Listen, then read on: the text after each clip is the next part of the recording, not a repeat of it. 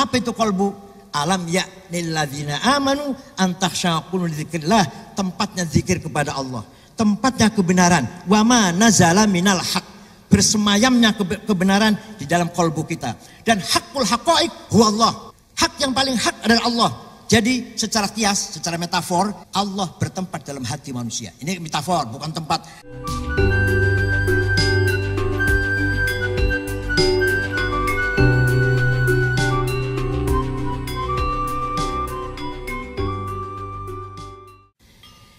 Imam Ghazali, nama lengkapnya Abu Hamid Muhammad bin Muhammad At-Tusi Al-Khurasani Al-Ghazali atau Al-Ghazali. Lahir tahun 450 Hijriah, wafat tahun 505 Hijriah. Beliau lahir di dusun Tabaran dari Khurasan, sekarang masuk Iran. Dari seorang keluarga ulama miskin dengan adiknya Ahmad Al-Ghazali. Bisa dikatakan Al-Ghazali katanya qila lahir di desa Ghazlah, dusun Ghazlah. Tapi sebagian muhakkik mengatakan tidak ada dusun Ghazlah itu. Atau dikatakan Al-Ghazali karena ayahnya mencari nafkah dengan menenun, tenun. Ya, menjahit katun, kemudian dijualnya di pasar, itu ayahnya. Sebelum beliau meninggal, ayahnya sudah merasa beliau akan meninggal, akan wafat. Maka dua anaknya itu dititipkan kepada Syekh Ismail, teman sahabatnya, dengan meninggalkan sedikit harta, sedikit uang untuk nafkah dua anak saya ini sampai dia besar. Ternyata bekal sudah habis, harta sudah habis, anak baru berkembang, Ghazali, Muhammad dan Ahmad.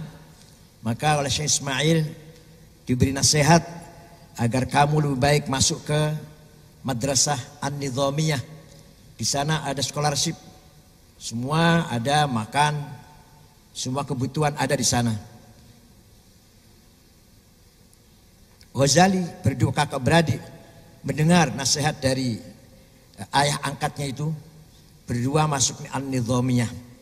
Ketika itu direktur atau mudir Madrasah An-Nizamiyah adalah Syekh Abdul Malik Al-Juwaini yang terkenal dengan sebutan Imamil Haramain, Imamil Makkah wal Madinah, Imamil Haramain.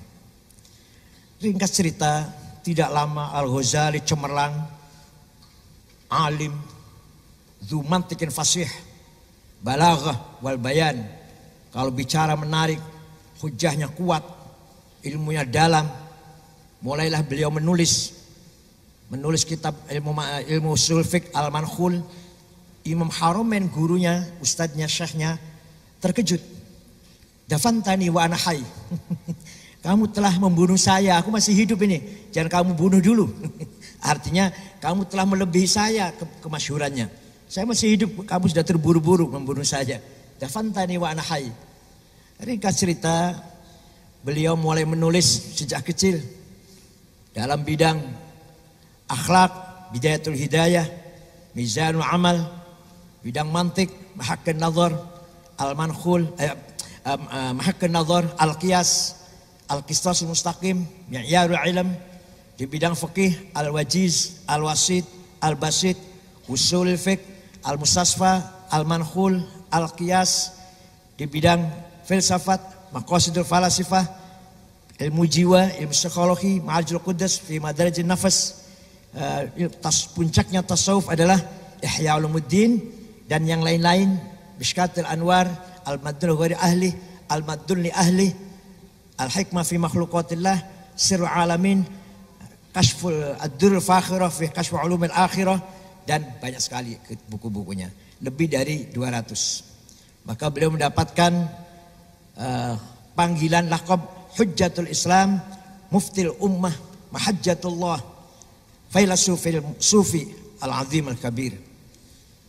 Beliau kemudian menggantikan Imamul Haramain setelah beliau wafat, setelah Imam Haramain wafat, menjadi rektor di sini ya, bahasa Malaysia rektor An-Nizamiyah. langsung di bawah pimpinan, di bawah pengawasan Khalifah Al-Abbasi Al-Mustadhiri. 2 tahun jadi mudir, beliau tersentak. Apalah artinya hidup saya ini? Saya sudah ala syurfin har. Saya sudah hampir masuk jahanam saya ini. Hidup sehari-hari tidak bertambah iman, tidak bertambah taqarrub, tidak bertambah ma'rifat. Pagi bangun sholat subuh, breakfast, berangkat ke office, ngajar, tanda tangan, surat-surat resmi-resmi, mimpin rapat, mimpin ijtima. Selesai, sholat zuhur, makan siang, pulang ke rumah, istirahat, malam, periksa-periksa surat-surat, pagi berangkat. Rutinitas, sangat rutin kehidupan ini. Ada kehidupan saya ini tiap hari semakin bertambah iman? Adakah saya ini semakin tua, semakin bertambah dekat dengan Allah? Adakah saya ini semakin bertambah usia, bertambah dewasa, semakin tahakkuk, husulul haqiqah, mengenal Allah? Tidak. Ternyata tidak. Saya ini hampir sudah ada di bibir jahanam. Sudah ada di tepi kecelakaan. Maka beliau putuskan, ditinggalkanlah jabatan rektor itu. Dan jangan bayangkan rektor sekarang seperti sekarang. Universitas kan banyak ya, rektor biasa lah, enggak begitu besar. Dulu satu-satunya. Bahkan An-Nidhamiyah itu pertama kali ma'had yang menggabungkan antara halaqah dan madrasah. Sebelum Nidhamiyah, sistem talabil ilm, ta'lim, halaqah.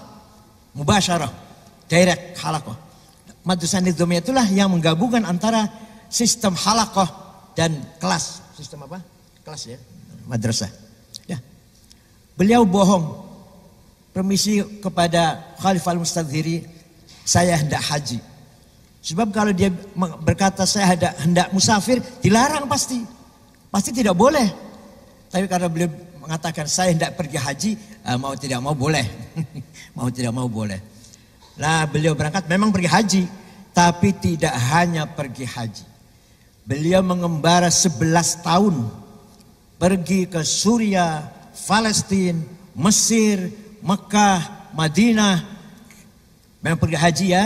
Kemudian terakhir uzlah, menyendiri di menara Masjid Amawi Damaskus. Masjid yang dibangun oleh Khalifah Al-Walid Al-Amawi. 4 bulan mengunci diri, 4 bulan. Mengunci diri, tidak jumpa orang. Tafakkur, tadabbur, muhasabah, muraqabah, mu'atabah, muhasabah, muraqabah. Nah, setelah itu beliau keluar dari uzlah, apa yang beliau katakan? Fakana ma kana mimma lastu azkuruhu fadhunna khairan wala tas'al 'anil khabari. Apa yang terjadi telah terjadi. Anda tidak usah Anda tidak usah tanya. Tidak usah bertanya apa yang terjadi. Fadhunna khairan, husnudzan sajalah. Wala tas'al 'anil khabar. Jangan tanya tentang apa yang saya lihat. Yang saya lihat tidak mungkin saya terangkan. Yang saya saksikan tidak mungkin saya tulis.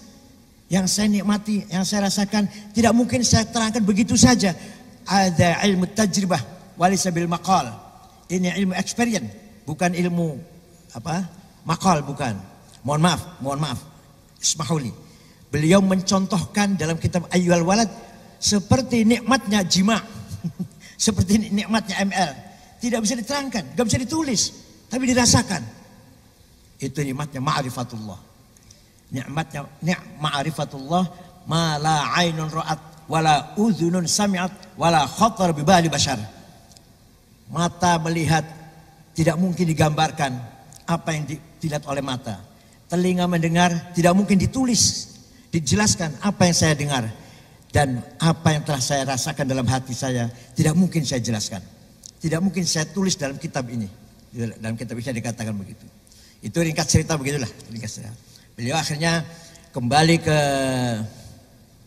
Nisabur, akan mengajar kembali di An-Nidhamiyah, tapi beliau tidak mampu mengeluarkan suara. Apa yang saya ajarkan? Yang saya ajarkan ini apa? Ilmu fikih. Fikih itu apa itu? Helah. Fikih itu ilmu helah. ilmu cari output apa? Jalan keluar ya. Jalan keluar saja. Apa ilmu apa? Ilmu kalam. Ilmu kalam, ilmu mujadalah. Ilmu supaya menang saya dalam diskusi, supaya menang ilmu kalam. Ilmu mantek. Ilmu mantek itu apa? Filsafat banyak tahafut, banyak rancunya. Ilmu tasawuf tidak bisa disampaikan dengan lisan. Akhirnya beliau tidak mampu mengajar, tidak mampu berkata. Pulang ke daerahnya, ke dusunnya Tus, di sana mendalami ilmu hadis. Karena beliau mengatakan bidoati fil hadis musjah. Perbendaharanku dalam ilmu hadis sangat sedikit. Maka beliau banyak hadis dhaif dalam kitab Ihya karena memang beliau bukan ahli hadis. Tapi beliau mulai itu nawaitu niat mendalami hadis. Seandainya usianya panjang akan lahir Bukhari yang kedua. Akan lahir ulama hadis seperti Imam Bukhari. Tapi beliau usia tidak panjang, hanya 55 tahun. Beliau merasakan akan wafat, memerintahkan ambilkan kafan, diambil kafan setelah sholat subuh, sholat fajar, kafannya diletakkan di mukanya dan beliau aidun ila rafiqil a'la. Dah, ringkas cerita seperti itulah.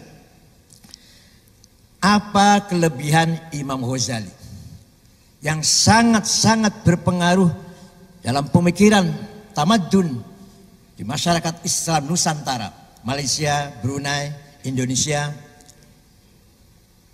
Baik pemikiran fikih, pemikiran usul fikih, ilmu kalam, tasawuf. Sangat-sangat dominan, sangat mendominasi cara berpikir Imam Ghazali kepada umat Islam, ulama-ulama, sahibul ma'had, mufakir-mufakir di Indonesia. Bahkan ini ada sahabat saya namanya Ulil Absar Abdullah. Waktu di Indonesia anti Ghazali. Bahkan mengatakan Ghazali penyebab kemunduran Islam. Mengapa umat Islam ta'akhur, mundur? Karena pemikiran Ghazali yang fatalisme, Jabariyah. Dah. Beliau kemudian si Ulil ini studi di Harvard di Amerika.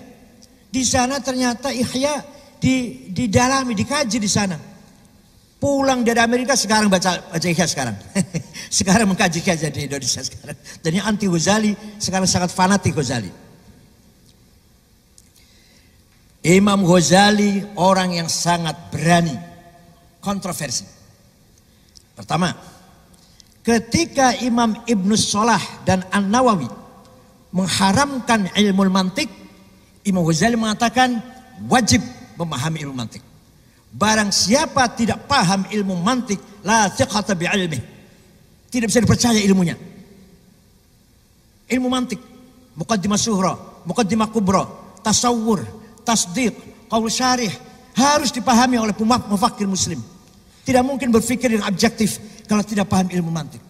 Burhan limmi, burhan inni, maqulatil asyarah, esensi, quantity, quality, relasi, posisi, time, place, to have, aksi, reaksi, kategori 10, maqulatil asyarah harus dipahami oleh mufakir muslim. Tidak mungkin ilmunya bisa dipercaya kalau tidak paham maqulatil asyarah. Itu Imam Ghazali dalam kitabnya Al-Mustasfa, Muqaddimah Mustasfa itu. Padahal Imam An-Nawawi mujtahid madhab Imam Nawawi itu, madhab Syafi'i. Imam Nawawi, Ibnu Salah, ahli hadis, haram belajar ilmu mantik. Tapi Imam Ghazali mengatakan wajib belajar ilmu mantik. Luar biasa Imam Ghazali, kontroversi betul. Dan ternyata benar. Barang siapa ingin betul-betul objektif dalam memahami masalah, harus menguasai muqaddimahnya dengan kategori 10 maqulatul asyarah dan menggunakan tasawur yang benar, tasdik yang benar, qaul syarih yang benar, maka akan sampai kepada natijah sahihah atau minimal rajihah. Imam Ghazali dalam fikihnya membela mati-matian madhab Imam Asy-Syafi'i.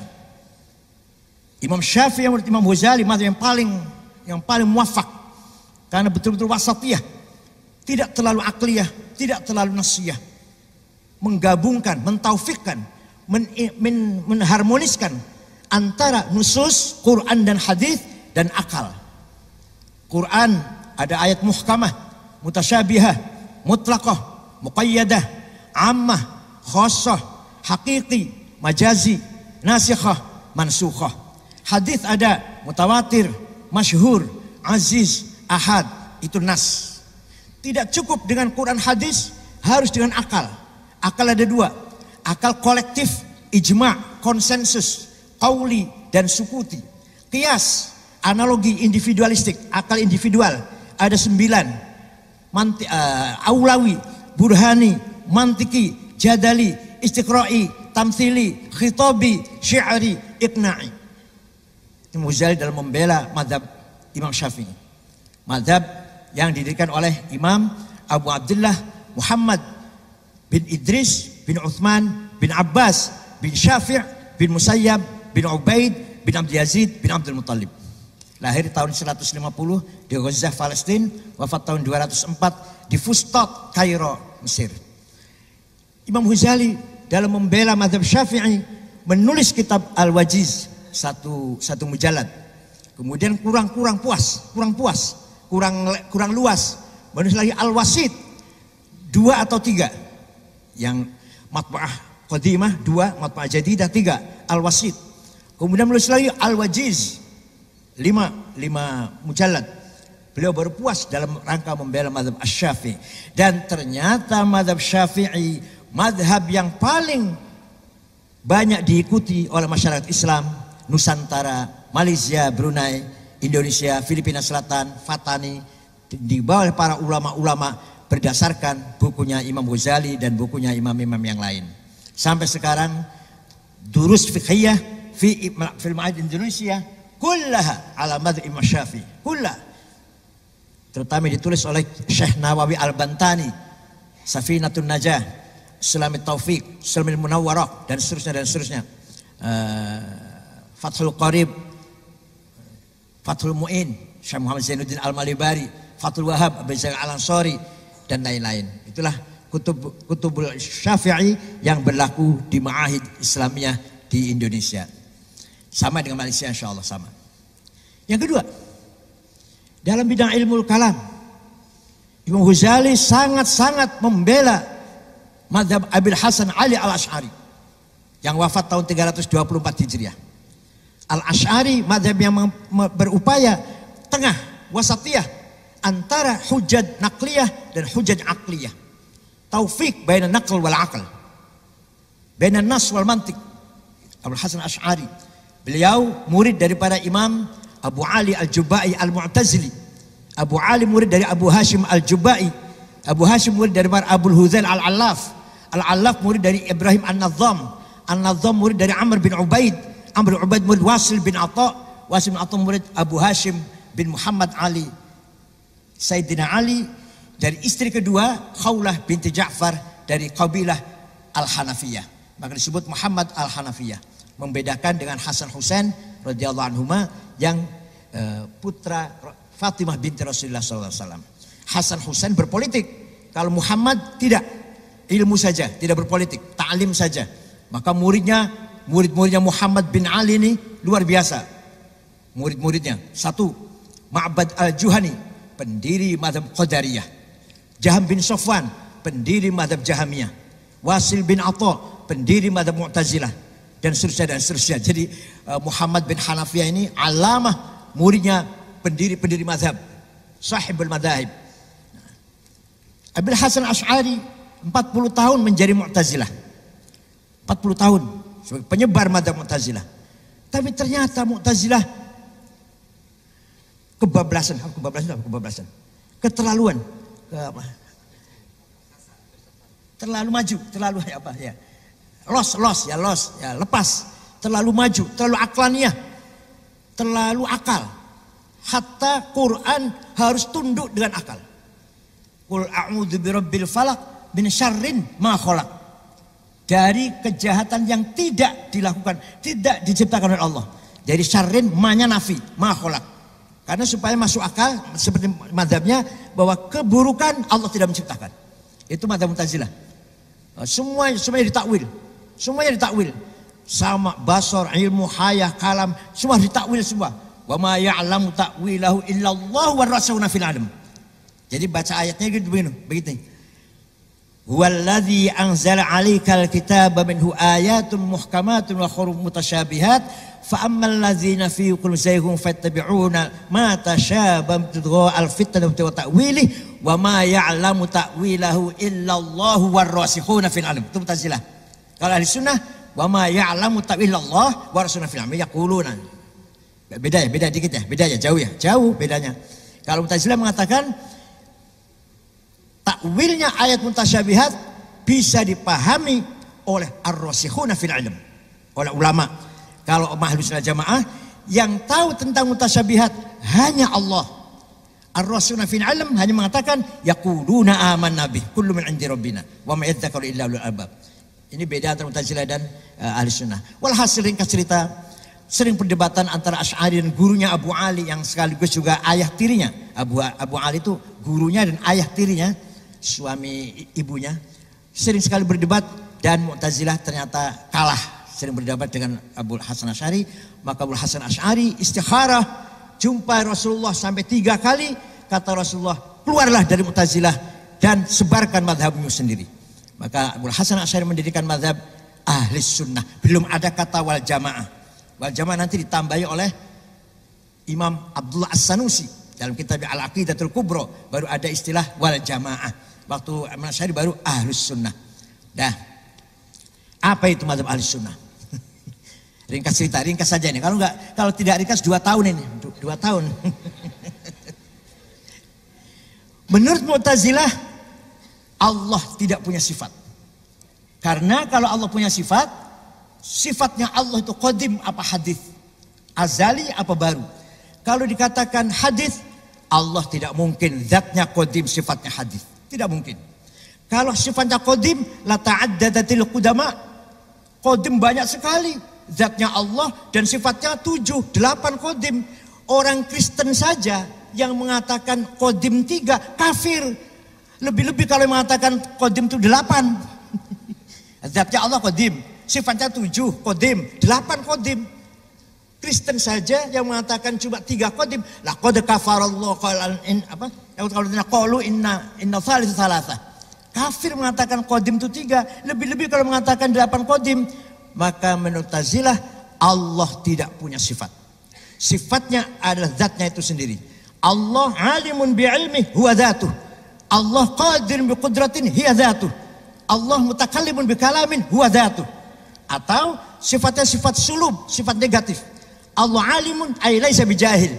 Allah qadirun laisa bi'ajiz. Ini Mu'tazilah. Oleh Imam Asy'ari mengatakan, kata Imam Asy'ari, tidak mungkin ada zat tanpa sifat. Tidak mungkin dibayangkan, tidak mungkin dipahami, tidak boleh dipahami. Ada zat tanpa sifat. Zat harus ada sifat. Maka sifatnya Allah apa? Qadim. Karena sifatnya qadim harus qadim pula. Ada 7 sifatnya. 7 yang ma'ani. Ada sifat nafsiyah, wujud, sifat salbiyah, qidam dan baqa. Sifat ma'ani 7, qudrah, iradah, sama, basara, ilmu, hayah, kalam.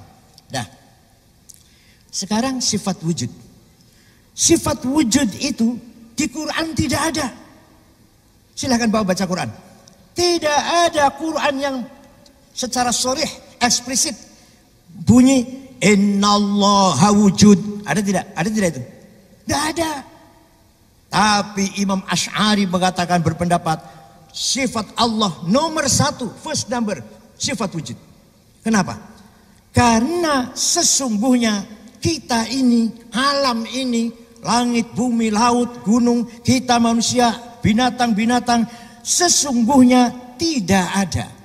Tapi kita ini diadakan oleh yang ada. Yang ada sebelum lafal ada, itu ada, sudah ada. Bahkan kita menggunakan lafal ada karena ada yang ada. Kita menggunakan lafal tidak ada karena ada yang ada. Maka yang ada hanyalah yang ada. Paham? Alhamdulillah. Nggak paham ya itulah itu. Jadi yang ada hanya Allah. Kita ini diadakan. Kita diadakan. Bukti. Ada 3 pronon. 3 pronon ya, pronon. Domir, bahasa Arab domir. Anak, aku, anta, kamu, huwa, dia. Coba. Aku, engkau, dia. Silah dipakai oleh siapa saja. Aku Said, aku Ahmad, aku Abdullah, engkau Ahmad, engkau Said, engkau Abdullah, dia Khalid, dia Zainab, dia Maryam. Silakan, silakan. Tapi mati semua nanti. Hancur semua. Semua akan mati semua. Tinggal anallah, antallah, huwallah. La ilaha illa ana fa'budni. Tidak ada Tuhan kecuali ana, aku. Artinya la wujuda illa ana. Tidak ada yang ada kecuali aku.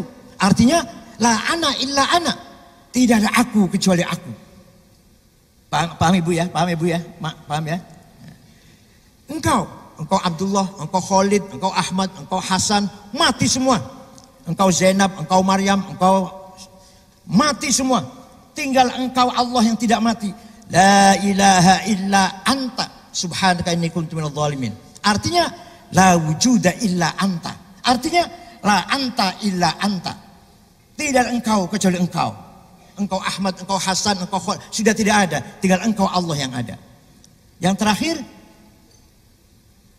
la ilaha illa huwa al-hayyul qayyum. Tidak ada dia kecuali dia. Tidak ada dia kecuali dia. Semua rujukan dhamir huwa, rujukan apa? Rujuk kembali ya. Semua rujuk dhamir huwa Allah. Semua. Dia Ahmad. Mati, dia akan mati. Ujung akhirnya Allah. Maka ini keberanian Imam Ghazali dalam Imam Asy'ari. Nanti akan diikuti juga oleh Imam Ghazali. Maka yang sesungguhnya ana, yang sesungguhnya anta, yang sebenar-benarnya huwa, hanyalah Allah. Kita ini hanya pinjam. Apa pinjam ngerti ya? Pinjam ya. Kita ini pinjam menggunakan anak Said, aku Said, engkau, dia Said, pinjam. Mau berapa tahun pinjamnya Bu? Mau berapa tahun pinjamnya? 100 tahun. 60. Kita ini hanya pinjam menggunakan anak, aku, engkau, dia, itu pinjam ini. Jangan lama-lama pinjamnya lah, paling lama 70, 80 lah. Saya sudah 70 tahun saya itu. Syekh Abu Bakar, Syekh Utsman sudah berapa? 70 lebih ya. Allah baka. Panjang umur fi sihatin daim insyaallah. Hanya pinjam kita ini menggunakan aku, engkau, dia, pinjam.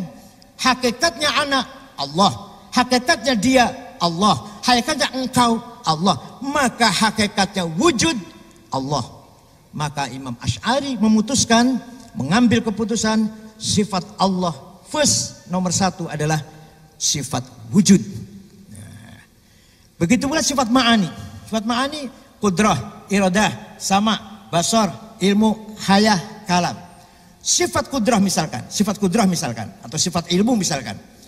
Huwa sifat, hiya sifatun zaidatun ala dzat, laisat hiya dzat wala hiya ghairuha. Ini agak pening kepala nih memahami ini, agak pening kepala. Sifat ilmu itu sifat nilai plus zat. Artinya mafhumus sifat laisat mafhumid dzat, mukhalif an mafhumid dzat. Sifatnya sifat, zat zat. Enggak bisa jadi satu, enggak bisa. Tak bisa jadi satu. Jadi sifatun zaidatun ala dzat, nilai plus zat. Tapi akan tetapi laisat hiya dzat. Sifat ilmu bukan zat Allah, bukan. Ilmu Allah bukan zat Allah. Wa laisat ghairaha, tetapi bukan selain zat Allah. Pening kepala ini. Laisat hiya dzat wala hiya ghairaha. Ai la tanfasilu anha. Sifat ilmu, sifat kalam tidak mungkin berpisah dengan zatnya. Ini mengkanter akidahnya orang Kristen. Orang Kristen mengatakan kalimat Allah, the logos, pisah dari zatnya, berpisah dari zatnya. Jadilah Isa al-Masih. Asy'ari mengatakan sifat kalam tidak mungkin berpisah dari zatnya. Makanya laisat hiya dzat. Dan laisat ghairuha, laisat hiya dzat mengkanter pendapat Mu'tazilah yang mengatakan bahwa sifat adalah zat. Itu sudah tentang ilmu kalam. Al-Ghazali ikut Imam Asy'ari dalam kitabnya Lijamul Awam fi Ilmil Kalam, Al-Iqtisad fi Al-I'tiqad. Ada lagi Al-Arba'in. Walhasil itulah Imam Ghazali. Dah selesai membahas ilmu kalam, masuk dalam filsafat. Imam Ghazali menulis kitab Maqasidul Falasifah, menjelaskan dengan terang apa maksud para filosof. Saya tahu, saya paham, kata Ghazali. Saya paham dengan tahu persis maksudnya para filosof. Setelah selesai nulis buku itu, nulis Tahafutil Falasifah. Ternyata pendapat para filosof itu hancur. Apa bahasa Indonesia berantakan, apa rancu. Enggak benar semuanya. 3 hal menyebabkan para filosof kafir. Yang 17 bid'ah. Yang 3 kafir. 1. Qidamul alam. Para filosof berpendapat bahwa alam itu qadim. Kemudian para filosof, Allah itu al-illatul kamilah. Faktor yang sempurna Allah itu. Maka kalau sempurna, begitu ada Allah harus ada ma'lul, harus ada alam. Kalau ada Allah belum ada ma'lul, belum ada alam, Allah nggak sempurna. Begitu ada matahari pasti siang. Begitu ada apa? Kita buka lampu pasti nyala. Dan sempurna namanya. Kalau nggak nyala ada sesuatu yang rusak, ada yang kerusakan. Begitu ada Allah, kalau Allah itu sempurna, alam harus ada. Tidak mungkin Allah tidak ada. Alam tidak ada. Nah, sekarang kalau alam itu baru, misalkan 1.000.000 tahun Allah ada sendirian, 1.000.000 tahun baru ada alam. Terus antara Allah dan alam apa itu namanya?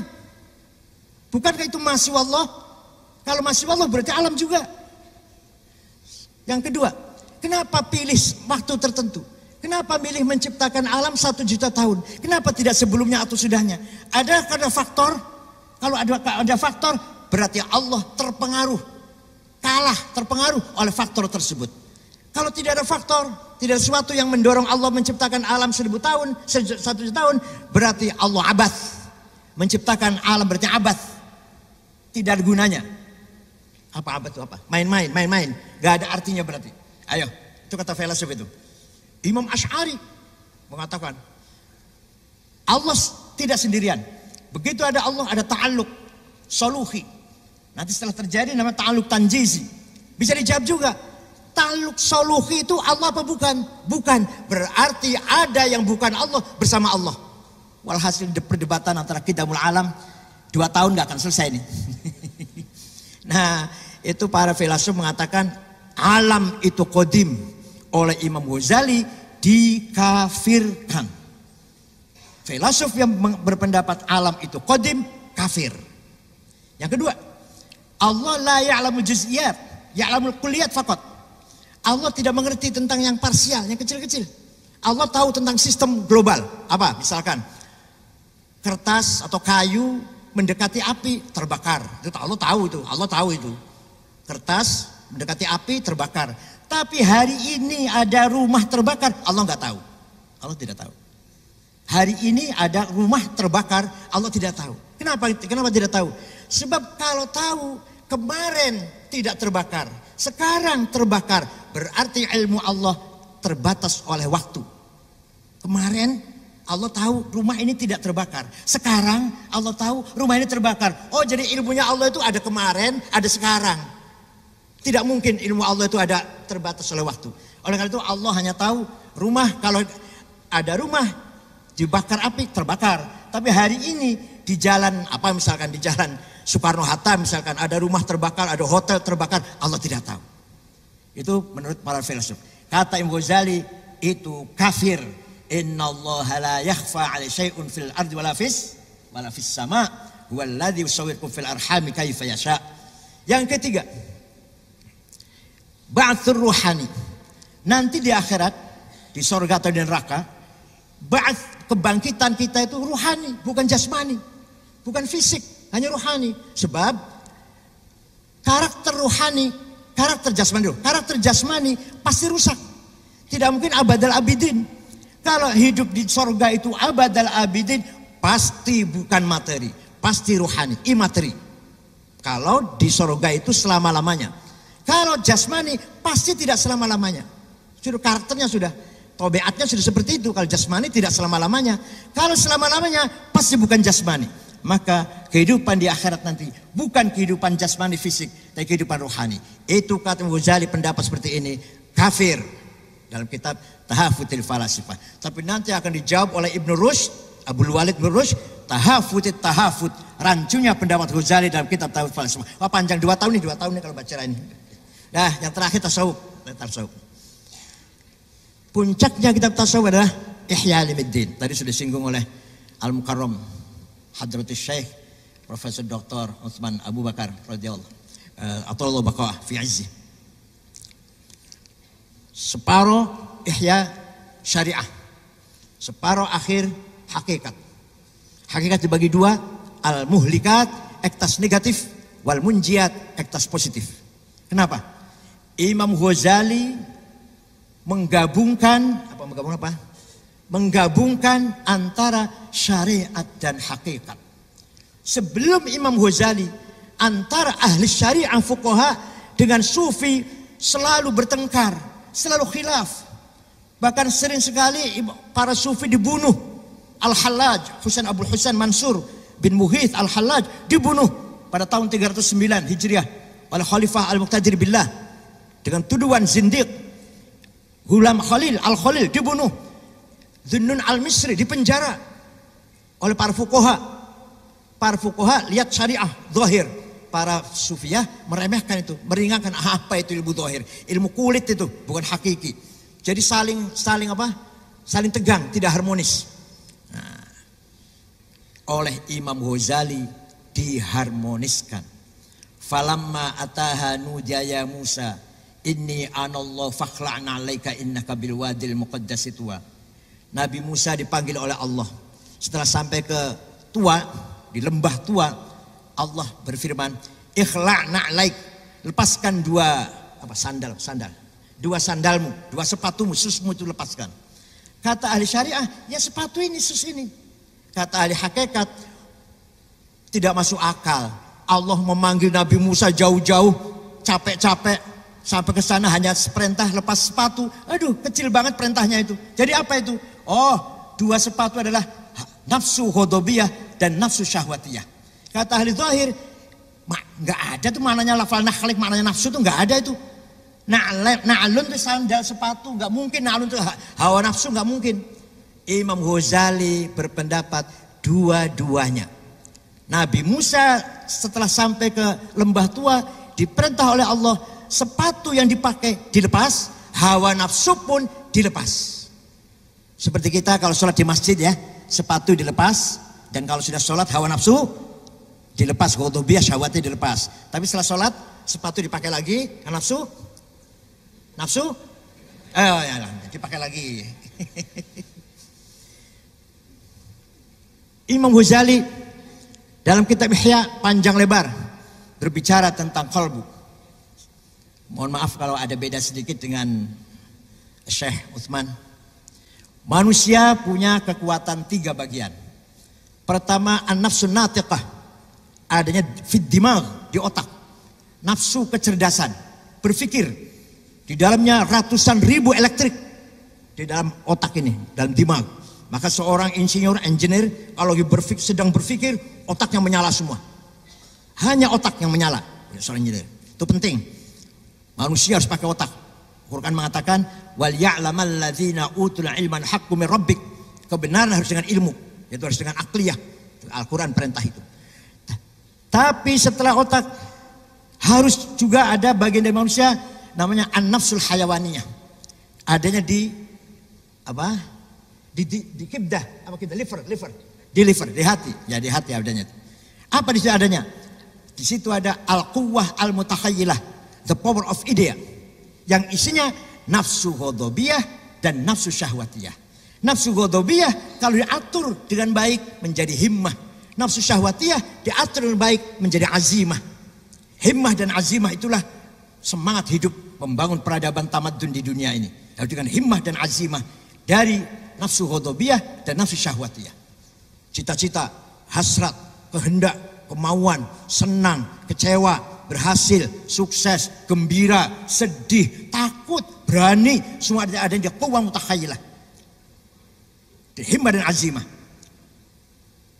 Rasulullah punya himmah besar. Muhammadun qa'imun lillahi dzu himami, Muhammadun shadiqul aqwali wal kalimi. Nabi Muhammad punya azimah besar. ala qadri ahli azmi ta'til azaimu wa ta'ti ala qadri kiramil makarimu fatakburu fi aini saghiri sigharuha wa tasghuru fi aini azimil azaimu. Ki Haji Hasyim Asy'ari punya hima besar. Bung Karno, Presiden Soekarno melawan Belanda, melawan Jepang, melawan Jepun. Tidak punya senjata, tidak punya uang, tidak punya duit, punya himmah dan azimah. Indonesia merdeka. Walhasil itulah orang-orang besar punya kuwah mutakhayyilah, the power of idea yang luar biasa, didorong yang melahirkan himmah azimah dan azimah qawiyah. Tapi himmah dan azimah ini harus diatur, harus dikendalikan oleh qalbu. Qalbu ini yang paling dalam. Apa itu qalbu? Alam ya'nil ladzina amanu an takhsha qulubuhum lidzikrillah, tempatnya zikir kepada Allah, tempatnya kebenaran. Wa ma nazala minal haq, bersemayamnya kebenaran di dalam qalbu kita. Dan hakul haqaiq huwa Allah. Hak yang paling hak adalah Allah. Jadi secara kias, secara metafor, Allah bertempat dalam hati manusia. Ini metafor, bukan tempat fisik, bukan ya, tapi bersemayam ada dalam hati manusia. Itulah hakul haqaiq. Nah, hati itu terbagi menjadi berapa? Maunya berapa maunya? Maunya berapa? Pertama, basirah, the eye of heart. Basirah itu yang paling dekat sini. Apa guna? Dalam Quran dikatakan balil insanu ala nafsihi basirah. Setiap manusia punya the eye of heart. Gunanya untuk apa? Untuk fa'alhamaha fujuraha wa taqwaha. Membedakan, mengetahui ini benar, ini salah, ini tepat, ini enggak benar, ini lurus, ini melanggar, ini dan seterusnya. Ini ilham, ini fujur. Itu namanya basirah. Kalau sudah basirah berfungsi, beramal, operasi, akan estafet kepada bagian hati yang kedua, namanya dhamir, conscience, moral. Moral ini perintah hanya akan mengeluarkan salah satu perintah atau larangan. Kalau sudah engkau tahu, you sudah tahu, jujur itu benar, if'al, do it. You sudah tahu, bohong itu salah, don't do that. Itu yang bersuara moral, dhamir, conscience, yang bersuara if'al atau la taf'al. Kamu sudah tahu sidik itu benar, if'al. Kamu sudah tahu kizib, khianah itu salah, la taf'al, don't do that. Istafti qalbak, al birru matnaina qalbuk wal ithmu ma haka fi nafsik wa taraddada bis sadr. Kalau yang Anda lakukan itu tenang, kita lakukan sesuatu kita tenang, dilihat orang banyak senang, berarti benar. Kalau Anda lakukan sesuatu yang resah, gelisah, tengok kanan, tengok kiri dulu, istri jangan tahu, anak jangan tahu, polis jangan tahu. Kalau di Indonesia ada KPK, pemberantas korupsi itu. Di Malaysia nggak ada ya. Kalau di Indonesia ada komite pemberantasan korupsi. KPK namanya. KPK jangan tahu, itu berarti dosa. Kalau Anda lakukan, Anda tidak tenang, berarti dosa. Kalau Anda lakukan yang kau lakukan itu tenang, senang, tenang, berarti benar. Kalau tidak tenang, alergi, berarti dosa. Itu suara dhamir, suara moral. Nah, tapi moral ini ada 3 grade. Ada moral ijtimai, lingkungan. Kalau di depan orang banyak, di depan keluarganya, anak istrinya, di depan murid-muridnya, khusyuk, baik, duduk tenang, luar biasa lah. Sholat Jumat di depan sendiri, sop paling depan, itu kalau di dusunnya sendiri. Tapi kalau udah pergi ke Eropa atau ke Monaco, wallahu a'lam. Itu namanya orang ini punya dhamir, punya moral ijtimai. Masih punya moral masih. Daripada di depan anak buahnya, di depan santrinya sudah nggak benar, itu nggak punya moral tuh. Yang kedua, moral qanuni, moral legal formal, dhamir qanuni, moral legal formal. Ada selari kerja, nggak ada selari, nggak kerja. Kalau di Indonesia namanya amplop yang kerja ya. Amplop. Iya, ada honor, ada selari, ada bayar, ada ya kita ceramah ada amplop kan, ya. Ada selari ceramah, nggak mau bersyarah, gitu. Itu namanya dhamir qanuni. Itu masih punya moral. Ada bayar, ada dibayar, saya ceramah, nggak dibayar, nggak mau ceramah, nggak mau ngasih bersyarah, nggak mau khutbah Jumat nggak, kalau nggak ada uang, nggak ada imbalan. Kalau ada, saya ceramah. Ini orang punya dhamir, tapi dhamir qanuni. Yang jahat, yang nggak punya dhamir, amplop diterima, ceramah tidak. Yang terakhir yang paling mulia, dhamir dini, dhamir lillahi ta'ala. Ada amplop, nggak ada amplop. Di depan keluarganya atau jauh dari keluarganya, tidak ada yang kenal. Dia akan mengatakan if'al atau la taf'al. Kerjakan yang baik, jangan kerjakan yang buruk. Ini yang namanya domir di ini. Yang ketiga bagian dari qalbu adalah fuad. Fuad ini maka dzabal fuadu ma ra'a. Fuadu deeper of heart. Nurani, kalau bahasa Indonesianya nurani. Tidak bisa bohong. Tidak mungkin bohong. Yang bohong itu lisan. Wallahi saya bersumpah saya tidak korupsi. Korupsi iya.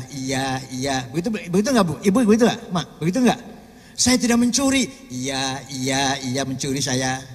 Saya dapat sedikit, banyak. Saya baru kali ini berbuat ini, sering. Begitu enggak, Bu? Pernah enggak begitu, Bu? Saya tidak sengaja. Itu namanya suara fuad. Suara fuad. Maka dzabal fuadu ma ra'a. Fuad tidak mungkin bohong. Yang bohong adalah lisan. Yang bohong mulut. Maka dzabal fuadu ma ra'a. Itulah sedikit tentang tasawuf Imam Ghazali. Nah, setelah fuad yang paling dalam adalah asrar, the secret of power. Ini sudah dalam sekali nih, sudah dalam sekali. Seperti Abdurrahman Wahid, Gus Dur, nah, masih sakit, beliau masih sakit, habis operation itu, dia mengatakan, nanti saya jadi presiden. Kita semua ini tidak percaya. Ini Gus Dur sudah konslet ini, sudah gak waras ini. Betul jadi presiden. Itu namanya kekuatan asrar. Banyak sekali Gus Dur seperti itu, banyak sering sekali terjadi seperti itu. Kalau yang paling akhir adalah lataif atau latifah, ya, the soft of power. Nah, ini ada dalam fuad, setiap manusia punya latifah namanya, yang bisa mengetahui yang ada di Lauh Mahfuz, bisa memantul apa yang ada dalam kolam. Seperti Sayyidina Umar. Sayyidina Umar menerima surat dari gubernur Mesir bahwa sungai Nil surut airnya. Dulu sebelum Islam biasanya pertanda sungai Nil minta tumbal. Gadis perempuan cantik diberi perhiasan, dilempar ke sungai, di tengah sungai, nanti airnya datang. Nanti perempuan itu ditelan oleh air. Sekarang bagaimana? Sayyidina Umar bikin surat untuk sungai. Saudara sungai Nil, jika engkau mengalirkan air lillahi ta'ala, keluarlah air. Kami membutuhkan kamu.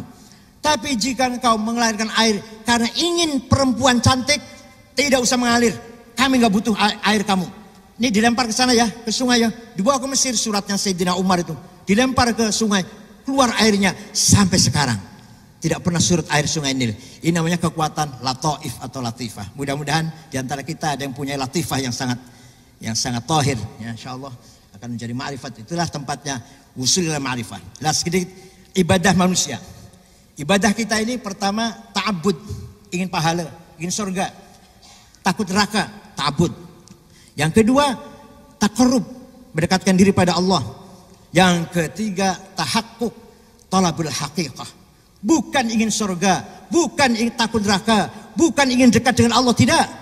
Tidak minta apa-apa. Ketika dia sholat, tidak ingin apa-apa. Jangankan ingin dunia, harta, kekayaan, kedudukan, ingin rahmatnya pun tidak. Minta rahmatnya, maghfirahnya pun tidak. Tapi lillahi ta'ala, betul-betul yang diinginkan hanyalah Allah. Bukan surganya. Surganya adalah makhluknya juga. Bukan rahmatnya, bukan maghfirahnya, tapi tahakkukil wusul ila dzatillah, wusulan haqiqiyan. Ini agak dalam, agak jauh. Nanti lain kali insyaallah bisa disambung lagi.